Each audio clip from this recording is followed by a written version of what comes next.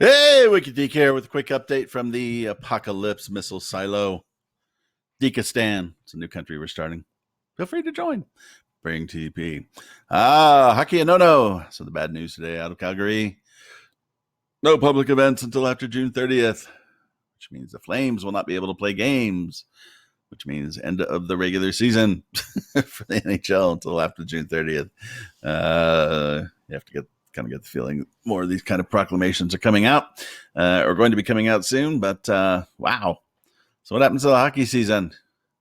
Obviously, this is a unique situation, and there are no good answers to it. But good Lord, what a mess.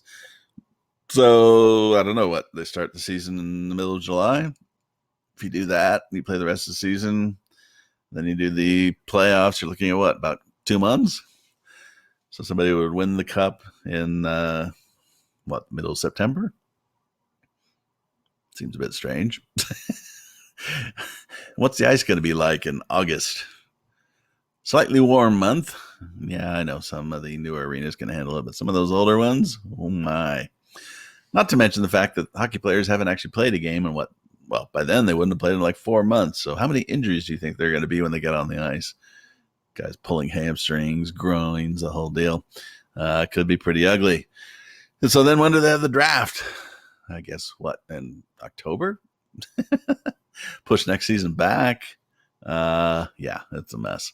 The angry Gary Bettman doll has a lot of work to do. It's going to be interesting how they play this out.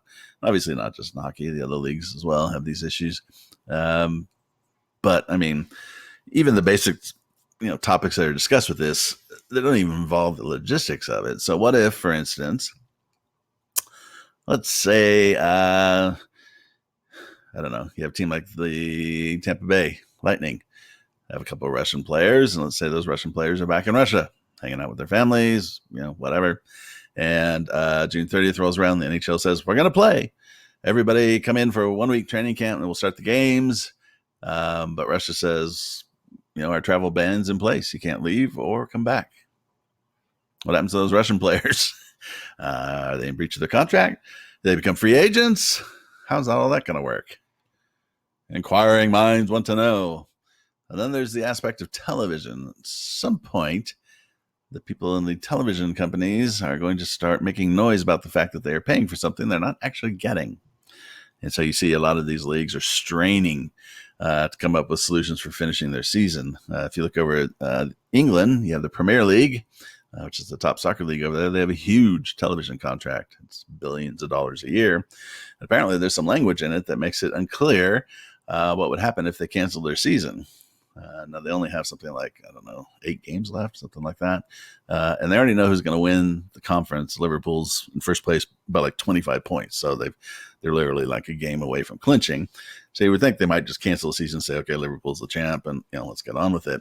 But if the television company that has that contract contests the contract and says you didn't finish the season, we get our money back. Well, those 20 teams need to come up with something like $1.2 billion. Those teams who haven't had revenue for a couple months, those teams that, in July would have not had revenue for 4 months. So you can imagine that's going to be a problem.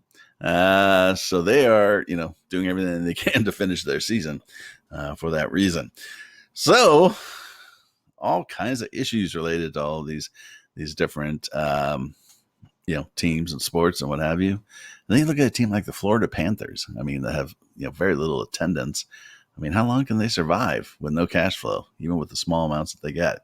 I mean, if whoever's got that television contract, tries to cancel it and stops making payments, boy, the Panthers, you'd think they'd be in bankruptcy pretty quick.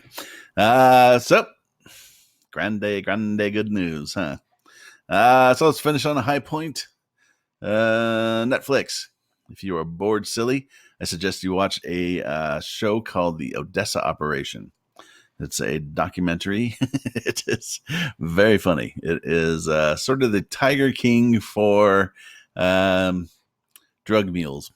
If you remember years ago, there were some reports about the Kali cartel, I think, in Russia trying to buy submarines, in Colombia trying to buy submarines from Russia. This is that story. And you might think that's not very funny, but actually it is. So the guys who were actually trying to get the subs were not the Cali cartel. It was some guys in Florida who were then going to, basically give it to the Cali cartel. Um, the Three Stooges, basically, bumbling idiots. Absolutely. One of them, the name is Tarzan. His name is Tarzan. So that should give you an idea what's going on. So watch it. It's pretty damn funny. Particularly one of the parts where Pablo, quote unquote, Pablo Escobar goes to Russia, to Moscow. Oh my, definitely worth a laugh. And then finally, did Carol really feed her husband to the tigers? Yeah, she did. Dig out.